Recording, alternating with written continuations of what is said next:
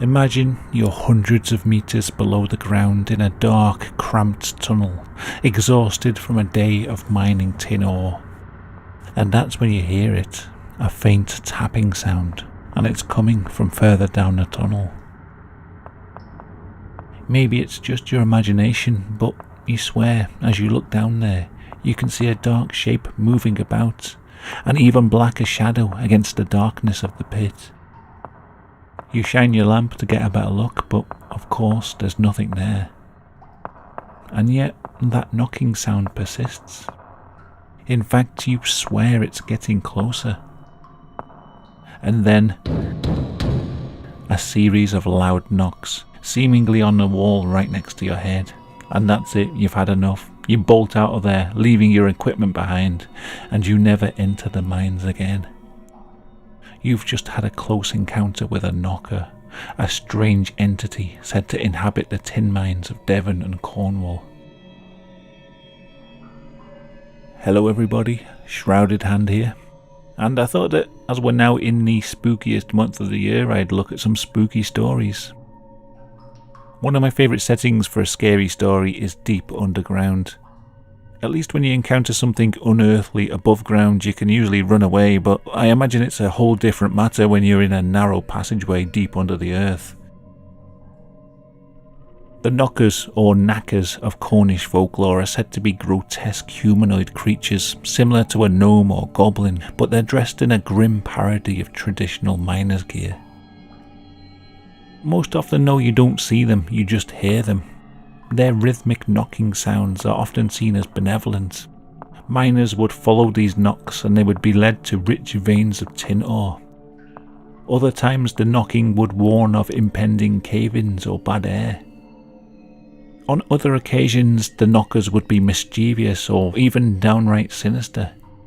They were said to steal miners' equipment, and sometimes the knocking would lead people into dangerous areas. In order to keep the knockers on their good side, miners would often throw the last bite of their lunch into the mineshaft as an offering. Some miners even made clay effigies of the knockers and left them in the mines. Much like the lantern man that I spoke about in a previous video, whistling was said to aggravate the knockers, and so miners would avoid whistling while they worked. Whilst nobody really knows who the knockers were, some legends say that they're the spirits of Jewish slaves that were brought over by the Romans and forced to work in the tin mines. In the 1800s, when miners from England and Wales travelled to the USA, they took their folklore with them, and so the legends of the knockers spread to the gold mines of North America, where they became known as the Tommyknockers. And of course, as it is with most good folklore, there are similar stories told by different cultures all over the world. In Germany, as far back as the 16th century, miners told tales of kobolds. These were unfriendly, goblin-like creatures that lived in the rocks. They made a distinctive knocking sound when nearby, and they would trick miners into digging what looked like valuable metal ores, but it would release toxic fumes when smelted. They referred to this strange blue metal as cobalt ore. This is how the chemical element cobalt got its name. It was the presence of cobalt in these ores and the arsenic fumes that it released when smelted that gave it its notorious reputation. Similar to the Cornish knockers, German miners would leave offerings, this time gold and silver, in hopes of appeasing the kobolds. In Ukraine, they have the Shubin, a ghostly spirit that, depending on which story you hear, is either a protective entity that warns miners of dangers and leads lost men to the surface, or it's an evil spirit leading men to their dooms and causing terrible accidents. Another one from Slavic mythology is the Kozewek, small gnome-like creatures that inhabit mines. Once again, these can be protective or dangerous depending on whether you get on their good side or not. They will warn miners of danger and lead them to rich veins of rock if pleased. They're offended by people whistling or throwing rocks and will cause cave-ins or push people into deep pits if they get angry. Peru has the Mookie, a sort of goblin elf-like creature that lives underground and wears mining gear. It often helps human miners by softening rock, making it easier to dig or warning them of dangers. But they can also cause cave-ins and other disasters if they're displeased. There are tales of miners making deals with the Mookie by giving them coca leaves and alcohol in exchange for their help. In the mines of Cerro Rico in Bolivia, they've built many effigies to an entity that they call El Tío. This demonic-looking creature is, again, either protective or destructive depending on whether the miners can gain its favour. Each day the miners will leave offerings of alcohol, cigarettes and coca leaves for El Tío in the hope of gaining its protection. Villagers will regularly slaughter a llama and offer its heart to El Tío in order to further curry his favour. Despite this, around 14 men die every month in the Cerro Rico mines. Even in the UK we have multiple versions of these underground entities. Wales has the Buca or the Coblinai. This is another short, goblin-like creature that leads miners to veins of metal ore with its distinctive knocking sound.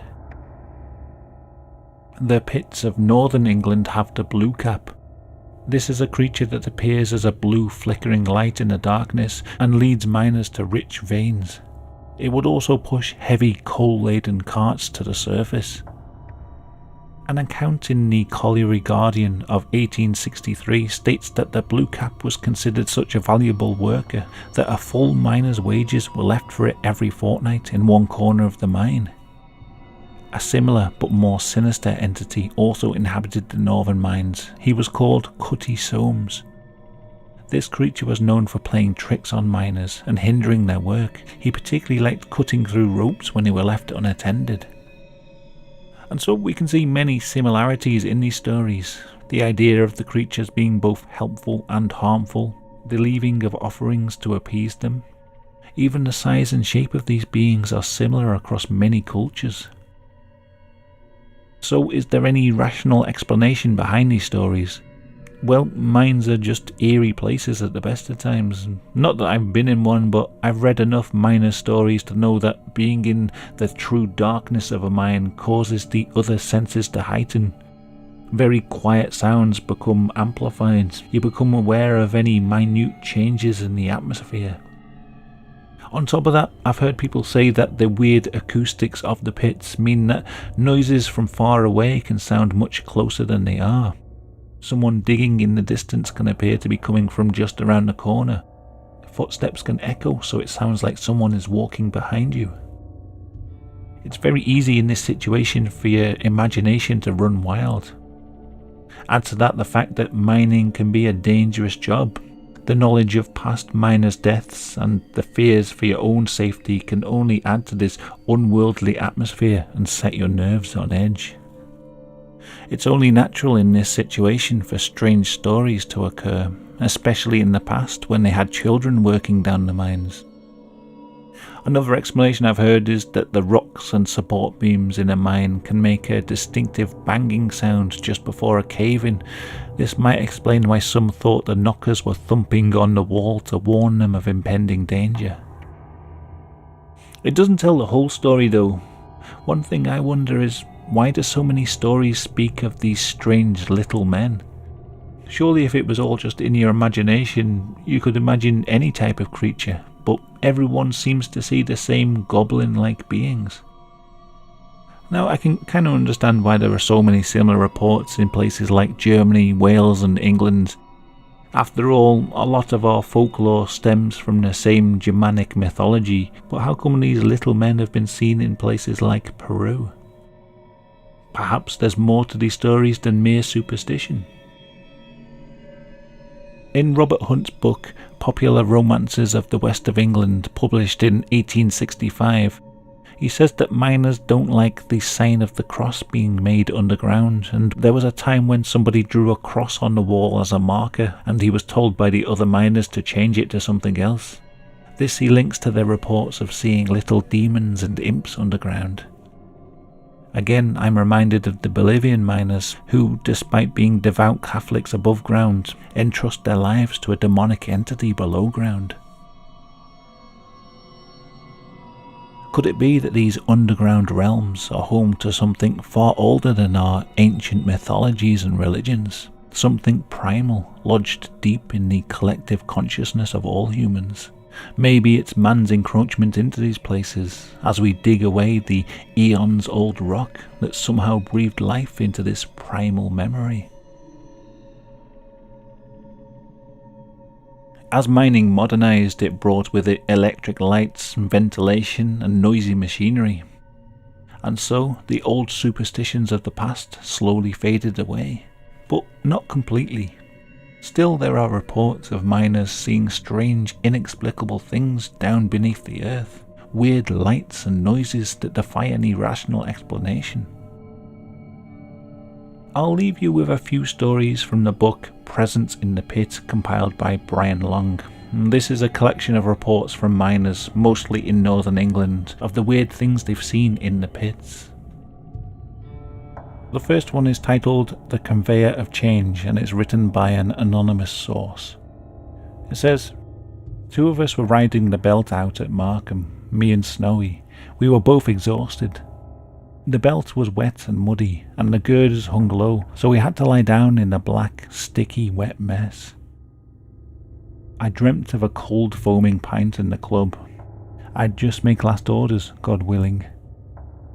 Suddenly, something happened which had a lifelong effect on me. Out of nowhere, just in front of us, something rushed across the conveyor belt. It was a shape that was too hard to make out, as it went so fast, but it also glowed, and as it dashed over in front of our noses, there came with it the most haunting, shrill, what I'd describe as a scream as it passed by, then nothing. I quickly turned to Snowy, and he just lay there, eyes and mouth wide open. Then almost together, both of us in unison said, and I'll keep it clean, what the hell was that? Walking to the showers afterwards, me and Snowy just kept looking at each other and shaking our heads.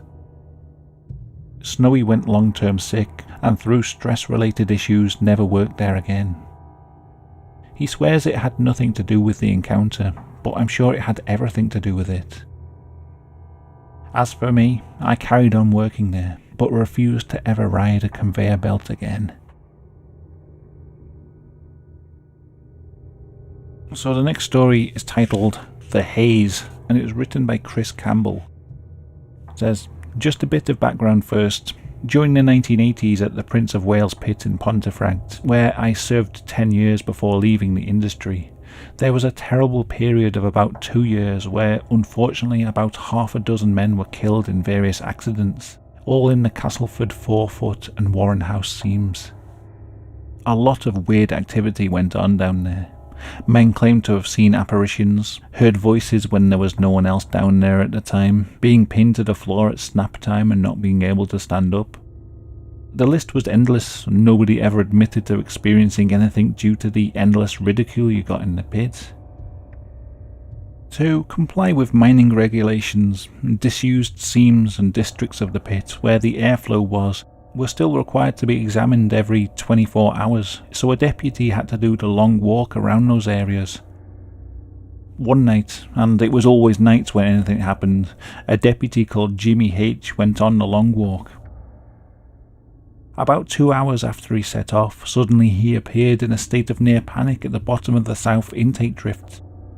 He was sweating and shaking and covered in muck. Everyone asked, "What the hell happened to you, Jimmy?" He then replied that he'd seen a ghost, or as he described it, a glittering cloud on the Warren House seam triangle, the three-way junction. He said that it had materialized into the shape of something possibly human-like. Jimmy was known for his love of an afternoon session at the local working men's club, and at the time everyone put it down to him having had one too many in the club before he came to work. But I was there at night and I saw the state he was in. He was definitely not acting. This is the story about my experience. When I became a pit deputy, as I mentioned before, we had to examine all the underground districts, including the disused ones which were being used for ventilation. I read the rota to see which district I was covering that shift. I had copped for Zone 2B. I got off the train at the Castleford 4-foot level.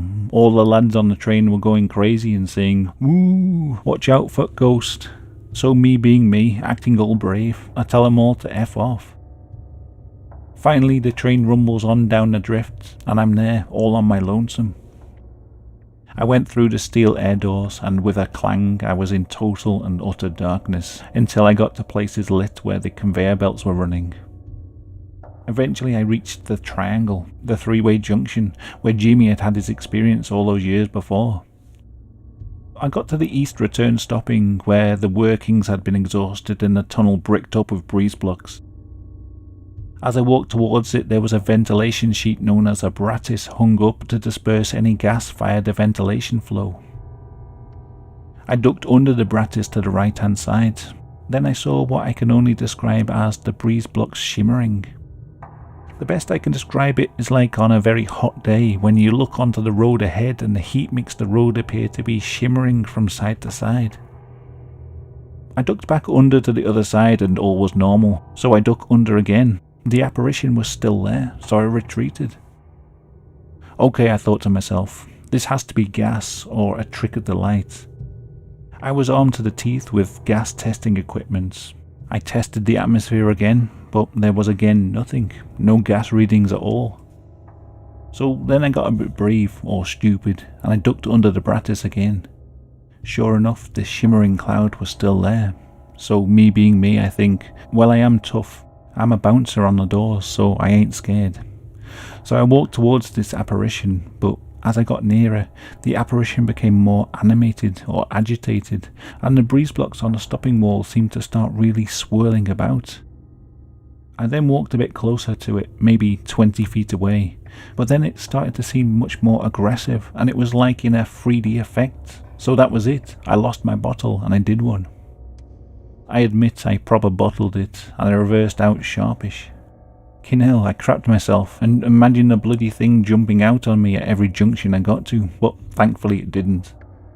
But this experience still bugs me to this day, as it's got to be the same glittering cloud that Jimmy saw all those years before. The last story is called The Day That Changed My Life, and it's written by Anon. This is probably the most far-fetched story that you could read in this book. Well, maybe to you, the reader, but certainly not to myself. I should have had a long, fruitful career down the pit doing a job I fell in love with. However, one particular cold winter's night changed everything. So here goes. I'd volunteered for the midnight till 8 AM overtime shift. I was on my own and I was checking the pumps on the drift and several hundred yards in by, and a few unused back roads. As I made my way wearily along the low-hanging road, I walked with a stoop as I was wary of the low girders. I pondered having a bite to eat early, and I figured as there was no one around to stop me, why not? I poured out a cup of what we called miner's tea. It was black, no milk, plenty sugar, and to accompany it, a crushed banana sandwich with a generous sprinkling of sugar. After several minutes my cap lamp flickered, then it kicked in again randomly. I breathed a sigh of relief. If my cap lamp failed, I was in a pitch black world with just a faint glow from my safety lamp. I set off up a roadway that was no longer used, but it did house one of the pumps. Unbeknownst to me at the time, I would never make this trip again. What happened next still keeps me awake at night to this day. I have no shame admitting that I have flashbacks, panic attacks, and random uncontrollable bouts of weeping. My lamp flickered again and I felt uneasy.